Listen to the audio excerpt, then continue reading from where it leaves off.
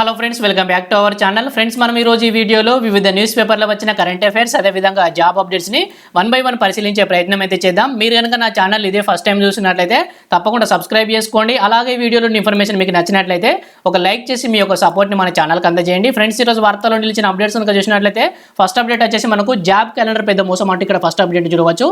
30,000 ఉద్యోగాలు ఇచ్చామని ఉదరగొడుతున్న సీఎం అదేవిధంగా మంత్రులు అవన్నీ మా ప్రభుత్వంలోనే జారీ చేసిన నోటిఫికేషన్ అంటూ మనకి ఇక్కడ కేటీఆర్ అంటున్న మాటలు చూడవచ్చు. సో దీంట్లో ఇన్ఫర్మేషన్లోకి వెళ్ళినట్లయితే దేశంలో ఏ రాష్ట్రంలోనూ లేని విధంగా అటెండర్ నుంచి గ్రూప్ 1 వరకు స్థానికులకు 95% రిజర్వేషన్లు తీసుకొచ్చిన ఘనత కేసీఆర్ ప్రభుత్వం అనేదేనని భారత కార్యనిర్వాహక అధ్యక్షుడు కేటీఆర్ అన్నారు. శనివారం తెలంగాణ భవన్లో విలేకరుల సమావేశంలో ఆయన మాట్లాడారు.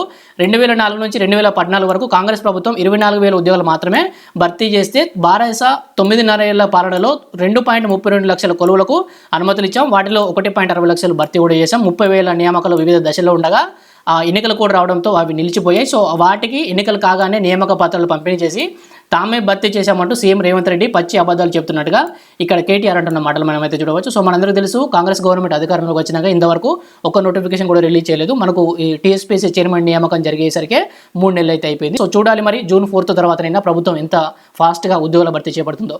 సో తర్వాత అప్డేట్ చూసినట్లయితే మనకు గ్రూప్ 1కి సంబంధించి గ్రూప్ 1 ప్రిలిమ్స్లో కఠిన నిబంధనలు అంటూ ఇక్కడ చూడవచ్చు. సో ఈసారి ప్రిలిమ్స్లో చాలా చేంజెస్ వచ్చినాయి. మీకు ప్రింటెడ్ ఓఎంఆర్ వస్తుంది. ప్రింటెడ్ ఓఎంఆర్లో మీ పేరు, father name, mother name, gender, date of birth అన్ని క్లియర్గా వస్తాయి. అన్ని మీరు ముందే చెక్ చేసుకోవాలి. అదేవిధంగా హాల్ టికెట్ పై తాజా ఫోటో కూడా అంటించాలట. సో ఇది కూడా గుర్తుంచుకోండి. మనకు హాల్ టికెట్ రిలీజ్ అయిన తర్వాత మనకు హాల్ టికెట్ లో క్లియర్ గా అంటించాలా లేదా అనేది అఫీషియల్ గా దాంట్లో అయితే ఉంటుంది. సో ఇక్కడ ఇన్ఫర్మేషన్ చూసినట్లయితే గ్రూప్ 1 ప్రిలిమ్స్ నిర్వహణకు తెలంగాణ పబ్లిక్ సర్వీస్ కమిషన్ పకడ్బందీ నిబంధనలు రూపొందించింది.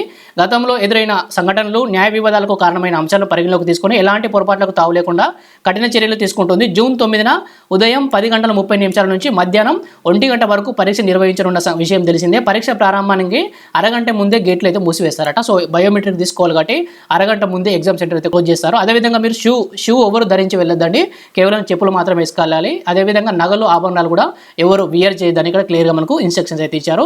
సో అదేవిధంగా మనకు ఉండవచ్చు వివిధ అంశాల మీద మనకు ఏమైనా కన్ఫ్యూజన్ ఏర్పడితే ఇక్కడ ఇన్విజిలేటర్ తుది నిర్ణయం తీసుకుంటారట. సో ఇక్కడ చూసినట్టయితే వ్యక్తిగత వివరాలను, గుర్తింపు కార్డులోని వివరాలతో పూర్తిగా పరిశీలించిన తర్వాతే పరీక్ష కేంద్రం, పరీక్ష గదిలోకి అభ్యర్థిని అనుమతిస్తారు. పరీక్ష గదిలో అభ్యర్థి గుర్తింపు విషయంలో ఇన్విజిలేటర్ తుది నిర్ణయం తీసుకుంటారట. సో ఇది కూడా గుర్తుంచుకోండి. సో ఇక్కడ మనకు ఫోటోకు సంబంధించి చూడవచ్చు. ఇక్కడ హాల్ టికెట్ ను A4 సైజులో మాత్రమే ప్రింట్ తీసుకోవాలి. A5 లో తీసుకోవద్దు. A4 సైజులో మాత్రమే ప్రింట్ తీసుకోవాలి. అదేవిధంగా కలర్ ప్రింట్ అయితే బాగుంటుంది. అంటే కలర్ ప్రింట్ కంపల్సరీ అని ఏం లేదు, మీరు బ్లాక్ అండ్ వైట్ కూడా తీసుకోవచ్చు. కలర్ ప్రింట్ అయితే బాగుంటుందని చెప్తున్నారు. దానిపై కేటాయించిన స్థలంలో తాజా పాస్పోర్ట్ సైజ్ ఫోటోని అయితే అంటించాలి. సో ఇది మీరు డాక్యుమెంట్ వెరిఫికేషన్ వరకు ఇదే ఫోటోను కంటిన్యూ చేయాలి. ఫోటో పెట్టిన వారిని అనుమతించారట. సో ఇది క్లియర్గా చూసుకోండి. దగ్గర ఫోటోలు ఉన్నాయో లేదో మీరైతే ఒకవేళ లేకపోతే ఇప్పుడు దిగే ప్రయత్నం చేయండి. సో అదేవిధంగా డౌన్లోడ్ చేసుకున్న హాల్ టికెట్ పై ఫోటో సరిగా ముద్రించి లేకపోతే అభ్యర్థి గెజిటెడ్ అధికారి లేదా మీరు చివరిగా చదువుకున్న విద్యా సంస్థ ప్రిన్సిపల్ దగ్గర అటెస్ట్ చేసిన 3 పాస్పోర్ట్ సైజ్ ఫోటోలతో పాటు కమిషన్ వెబ్సైట్లో ఒక ఫామ్ ఉంటుంది, ఒక ధృవీకరణ పత్రం ఉంటుందట. సో దాన్ని డౌన్లోడ్ చేసుకొని వెళ్ళి ఇన్విజిలేటర్కి అయితే తప్పకుండా ఇవ్వాలట. సో ఇది కూడా గుర్తుంచుకోండి. మనకు హాల్ టికెట్ రిలీజ్ అయిన తర్వాత నేను మళ్ళీ ఒక వీడియో అయితే చేసి చెప్తాను మీకు. సో తర్వాత అప్డేట్ చూసినట్టయితే మనకు తెలంగాణలో ఎన్ని పోలీస్ కానిస్టేబుల్కి సంబంధించిన వేకెన్సీస్ ఖాళీగా ఉన్నాయో ఒక రిపోర్ట్ అయితే వచ్చిందండి. 615 మందికి ఒక కానిస్టేబుల్ అంటే ఇక్కడ మనకు ఒక అప్డేట్ని చూడవచ్చు. తెలంగాణలో మొత్తం 24,247 ఖాళీలు ఉన్నాయంట. దేశంలోనే అత్యధిక శిక్షణ సంస్థలు కూడా మనకు తెలంగాణలో ఉన్నాయి. మన రాష్ట్రంలోనే అత్యధిక సీసీ కెమెరాలు GPRD తాజా నివేదికల బహిర్గతం. సో ఇక్కడ ఇన్ఫర్మేషన్ చూసినట్లయితే తెలంగాణలో 615 మంది పౌరులకు పోలీస్ ఉన్నట్లు పోలీస్ పరిశోధన అభివృద్ధి సంస్థ తాజా గణాంకాలు వెల్లడించాయి. వాస్తవానికి 442 మందికి ఒకరు ఉండాలంట. అంటే 1,00,000 మంది పౌరులకు 226 మంది ఉండాలి. కానీ 163 మంది మాత్రమే ఉన్నట్టు తెలియంది. 2023 జనవరి 1 నాటికి దేశవ్యాప్తంగా పోలీస్ శాఖ స్థితిగతులపై GPRD తాజా నివేదిక వెల్లడించింది. రాష్ట్ర పోలీస్ శాఖలో అన్ని విభాగాల్లో కలిపి 24,247 ఖాళీలు ఉన్నట్లు పేర్కొంది. తెలంగాణకు 139 IPS పోస్టులు మంజూరు కాగా 122 మంది మాత్రమే ఉన్నట్లు ఈ యొక్క సర్వేలో వెల్లడైనట్టుగా చూడవచ్చు. సో ఇది కరెంట్ అఫేర్ ఆస్పెక్ట్ కూడా గుర్తుంచుకోండి, ఇంపార్టెంట్ ఇది. సో అదేవిధంగా మనకు టోటల్గా 24,247 ఖాళీలు కేవలం పోలీస్ శాఖలో ఉన్నాయి, ఇంక్లూడింగ్ జూనియర్ అసిస్టెంట్ కలిపి ఈ నివేదికను ఇచ్చింది. నెక్స్ట్ నోటిఫికేషన్ మనకు వచ్చే అవకాశం కూడా ఉంది, ఎందుకంటే ఆల్రెడీ ట్రైనింగ్ కూడా వాళ్ళకి కంప్లీట్ అవుతుంది కాబట్టి మనకు నెక్స్ట్ కానిస్టేబుల్ నోటిఫికేషన్ కూడా వచ్చే అవకాశం ఉంది. త్వరలో ఒక 3 నెలల సమయం కూడా పట్టవచ్చు. నెక్స్ట్ అప్డేట్ చూసినట్టయితే మనకు ఆ జీవోలోని సమస్యలను పరిష్కరిస్తామంటే మనకి ఇక్కడ ఎమ్మెల్సీ బల్మూర్ వెంకట్ అంటున్న మాటలు ఇక్కడ చూడవచ్చు. సో మనకి ఇది జీవో నెంబర్ 46 సంబంధించి ఇప్పుడు పట్టభద్రుల ఎమ్మెల్సీ ఎన్నికలు కేవలం నల్గొండ ప్రాంతంలోనే జరుగుతున్నాయి. సో ఆ ప్రాంతంలోనే ఈ సమస్య ఎక్కువ ఉంది. సో ఇక్కడ చూసినట్టయితే మనకు ఎన్నికల కోడ్ ముగిసిన వెంటనే జీవో నెంబర్ 46 కావచ్చు, అదేవిధంగా జీవో నెంబర్ 317 ఇది టీచర్లకు సంబంధించి వీటిలో ఉన్న సమస్యలను పరిష్కరిస్తామని ఎమ్మెల్సీ బల్మూర్ వెంకట్ తెలిపారు. ఆయన శనివారం గాంధీ భవన్లో విలేకరుల సమావేశంలో మాట్లాడారు. గత 10 ఏళ్లలో నిరుద్యోగులని ఏనాడు కలవని కేటీఆర్ ఇప్పుడు జీవో నెంబర్ 46 పై మాట్లాడి వారిని తప్పుదోవ పట్టించేలా వివరిస్తున్నారని విమర్శించారు. సో దీంట్లో దాదాపుగా అన్ని మనకు పొలిటికల్కి సంబంధించిన అంశాలు ఉన్నాయి. ఇదంతా మనకు అవసరం లేదు.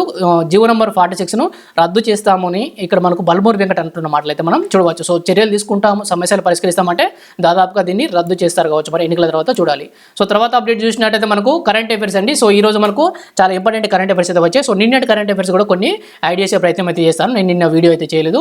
సో ఫస్ట్ కరెంట్ అఫైర్ చూసినట్టయితే డాక్టర్ కృష్ణ ఇళ్లకు డీన్స్ మెడల్ పురస్కారం అంటే ఇక్కడ చూడవచ్చు. సో ఈ కృష్ణ ఇళ్ళ గారి గురించి మనకు గతంలో క్వశ్చన్ అయితే అడిగారు, టీఎస్పీఎస్సీ క్వశ్చన్లోనే మనకు అడిగారు. ఇది భారత్ బయోటెక్ సంబంధించి ఆయన మీద క్వశ్చన్ అయితే వచ్చింది. సో ఇక్కడ చూసినట్లయితే మనకు Bharat Biotech executive chairman doctor Krishna ఇళ్లకు అమెరికాలోని Johns Hopkins Bloomberg school of public health నుంచి ప్రతిష్టాత్మక డీన్ మెడల్ లభించింది. ప్రజా ఆరోగ్య విభాగంలో విశేష కృషి చేసినందుకు గాను ఆయనను ఈ పురస్కారంతో గౌరవించింది. సో ఎందుకు వచ్చింది, ఆయన పేరేంటి, దాన్ని ఇచ్చిన సంస్థ ఏంటి అనేది మీరు 3 గుర్తుంచుకోవాలి. అమెరికాలోని Johns Hopkins Bloomberg school of public health నుంచి ఈ అవార్డు ఆయనకు వచ్చింది. సో డీన్స్ మెడల్ అనే అవార్డు.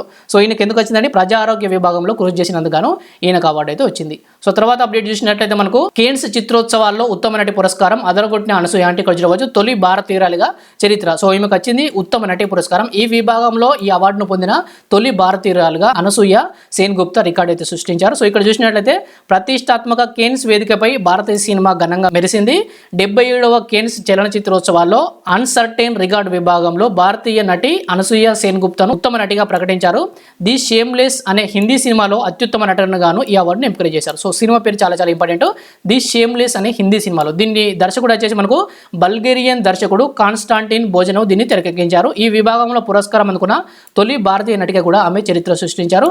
విధిలేని పరిస్థితుల్లో పడపు వృత్తిని కొనసాగిస్తున్న వారు తమ హక్కుల కోసం గలమెత్తుతున్న అణగారిన వర్గాలకు ఈ అవార్డును అంకితం ఇస్తున్నట్టుగా ఆమె తెలపడం అయితే జరిగింది. సో ఈ కేన్స్ చిత్రోత్సవాల భాగంగా ఇది ఎన్నో ఎడిషన్ అని 77వ ఎడిషన్ ఇది. సో ఈ కేన్స్ చిత్రోత్సవాల భాగంగా ఉత్తమ నటి పురస్కారాన్ని ఈ అందుకున్న తొలి భారతీయురాలుగా అనసూయ సేన్ గుప్తా అయితే నిలిచినట్టుగా గుర్తుంచుకోండి. సో తర్వాత అప్డేట్ చూసినట్టయితే మనకు ఎవరెస్ట్కి సంబంధించి మళ్ళీ ఒక రికార్డ్ అండి. మనం నిన్నగాక మొన్నటి వీడియోలో నేను ఏకకాలంలో 3 రికార్డులు అయితే మనం చర్చించాం. సో మళ్ళీ ఇంకొక రికార్డు వార్తలోకి వచ్చిందండి. 2 వారాల్లో 3 సార్లు ఎవరెస్ట్ అధిరోహణ చరిత్ర సృష్టించిన నేపాల్ మహిళ పూర్ణిమ శ్రేష్ఠ. సో ఇక్కడ ఇన్ఫర్మేషన్ చూసినట్లయితే ప్రపంచంలోనే అత్యంత ఎత్తైన శిఖరం ఎవరెస్ట్ అధిరోహించడం ఎంతో మంది పర్వతారోహకుల కల. అలాంటిది నేపాల్కు చెందిన పర్వతారోహకురాలు ఫోటో జర్నలిస్ట్ పూర్ణిమ శ్రేష్ఠ 2 వారాల్లో 3 సార్లు ఎవరెస్ట్ అధిరోహించిన మొదటి వ్యక్తిగా చరిత్ర సృష్టించారు. ఒకే సీజన్లో 3 సార్లు ఎవరైనా ఎవరెస్ట్ ఎక్కడం చరిత్రలో ఇదే తొలిసారి అని గైడ్ నీమా డోమా తెలిపారు. 8848.86 మీటర్లు ఎత్తున్న ఎవరెస్ట్ను ఈ సీజన్ మే 12న మొదటిసారి, మే 19న రెండవసారి, శనివారం ఉదయం 5:30 గంటలకు మూడోసారి ఎక్కినట్లు 8K ఎక్స్పీడిషన్ సంస్థ డైరెక్టర్ పెంబ తెలిపినట్టుగా దీంట్లో చూడవచ్చు. సో ఈమె పేరు మనకి ఇంపార్టెంట్. పేరు వచ్చేసి పూర్ణిమ శ్రేష్ఠ. 3 సార్లు 2 వారాల్లో 3 సార్లు ఈమె ఎవరెస్ట్ను అధిరోహించారు. సో తర్వాత అప్డేట్ చూసినట్లయితే మనకు 55 పులులు 17 చిరుతలు అంటే ఇక్కడ ఒక అప్డేట్ చూడవచ్చు.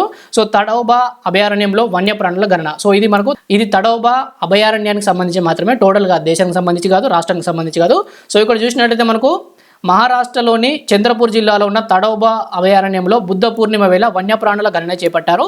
వివరాలను శనివారం అధికారులు వెల్లడించారు. సో దీని ప్రకారం అభయారణ్యంలో 79 ముంచలు ఏర్పాటు చేసి 180 మంది వన్యప్రాణి ప్రేమికులను నియమించారు. సో అధికారులు వెల్లడించిన లెక్కల ప్రకారం బఫర్ జోన్లో 1917, కోర్ క్షేత్రంలో 5 జోన్లతో కలిపి 3092 వన్యప్రాణులు ఉన్నాయట. సో టోటల్గా దీంట్లో ఈ తడోబా అభయారణ్యంలో 3092 వన్యప్రాణులు ఉన్నాయట. దీంట్లో 55 పులులు, 17 చిరుతలు, అదేవిధంగా 1457 జింకలు, 65 ఎలుగుబంట్లు, 1059 కోతులతో పాటు ఇతర జంతువులను కూడా గుర్తించారట. సో ఈ పులులు, చిరుత పులుల సంఖ్య కూడా గుర్తుంచుకోండి.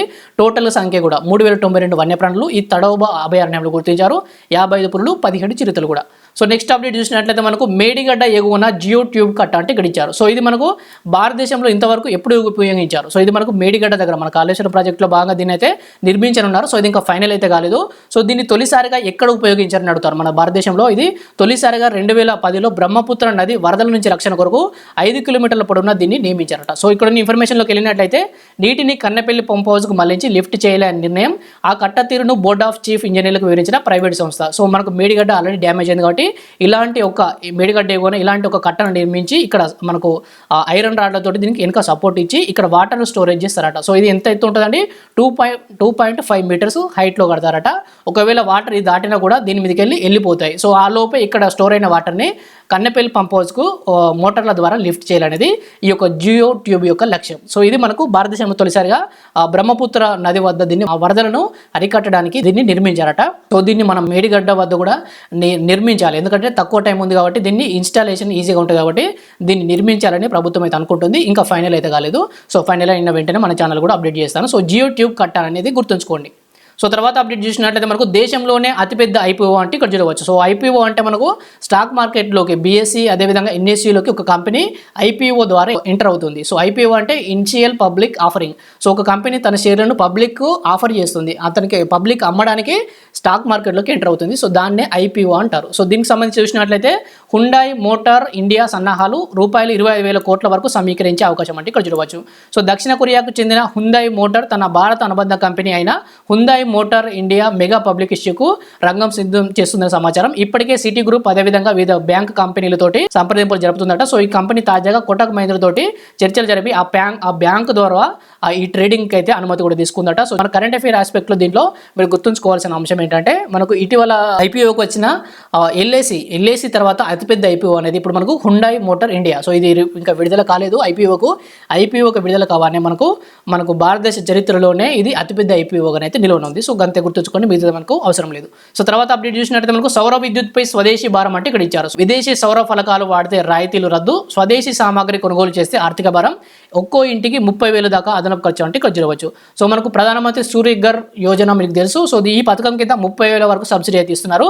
సో దీంట్లో చిన్న చేంజ్ అయితే చేశారు. ఏంటంటే స్వదేశీ కంపెనీ యొక్క సోలార్ రూఫ్ టాప్లను మాత్రమే వాడాలి, అట్లా ఆ విధంగా కొంటే మాత్రమే 30,000 సబ్సిడీ అనేది వర్తిస్తుందని ఒక తాజాగా అప్డేట్ అయితే తీసుకొచ్చింది. సో అందుకే దీన్ని కూడా యాడ్ చేశాను. సో గుర్తుంచుకోండి, ప్రధానమంత్రి సూర్యఘర్ యోజనకు సంబంధించి స్వదేశీ సౌర ఫలకాలు మాత్రమే వాడాలి. సో తర్వాత అప్డేట్ చూసినట్టయితే మనకు బంగ్లాదేశ్కు చెందిన ఒక ఎంపీ మన భారతదేశంలో మర్డర్ అయ్యారండి. సో వార్తల్లో నిలిచిన వివాదాలు కూడా మనకు చాలా ఇంపార్టెంట్, అడిగే అవకాశం ఉంది కాబట్టి ఈ దాన్ని కూడా గుర్తుంచుకోండి. సో మహిళ ఆశ చూపిన దుండగులు హత్యకు సుమారు 5 కోట్ల సుపారీ అంటే ఇక్కడ చూడవచ్చు. ఈయన ఎంపీ పేరేంటి అంటే మనకు బంగ్లాదేశ్ ఎంపీ అన్వరుల్ అజీమ్ అనార్ హత్య కేసులో బిగ్ ట్విస్ట్ చోటు చేసుకుంది. ఆయన హనీ ట్రాప్లో చిక్కుకున్నట్టు తెలుస్తుంది. సో ఈయన పేరు అదేవిధంగా ఏ దేశానికి చెందిన ఎంపీ, ఈ రెండు గుర్తుంచుకోండి.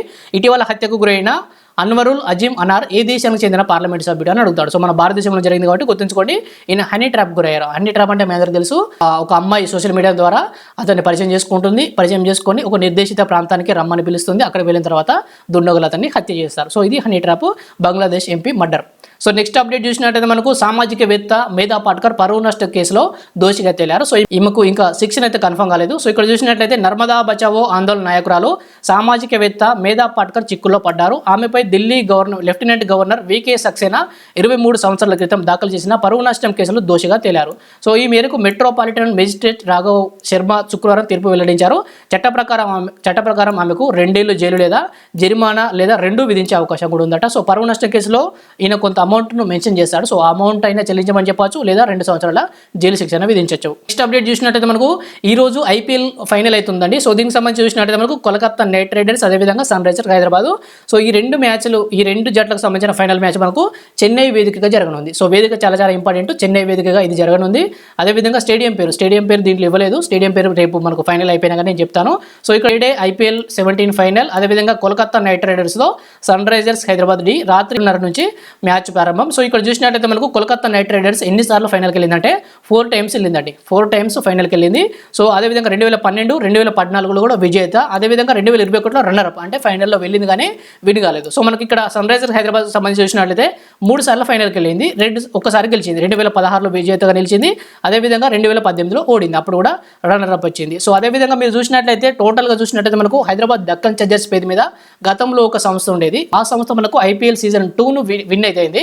కాకపోతే సన్ రైజర్స్ హైదరాబాద్ అనేది కొత్త జట్టు కాబట్టి దాన్ని దీంట్లోకి కౌంట్లోకి అయితే తీసుకోలేదు. ఆ ఫ్రాంచైజీ వేరు, ఈ ఫ్రాంచైజీ వేరు కాబట్టి సన్ రైజర్స్ హైదరాబాద్ 3 సార్లు ఫైనల్కి అయితే వెళ్ళింది, దీంతో కలిపి ప్రజెంట్తో కలిపి. నెక్స్ట్ అప్డేట్ వచ్చేసి మనకు బరాలీకి స్వర్ణం అంటే ఇక్కడ చూడవచ్చు. ప్రపంచ యూత్ వెయిట్ లిఫ్టింగ్ ఛాంపియన్షిప్లో భారత టీనేజర్ దేవ్బ్రత్ బరాలీ స్వర్ణం గెలిచాడు.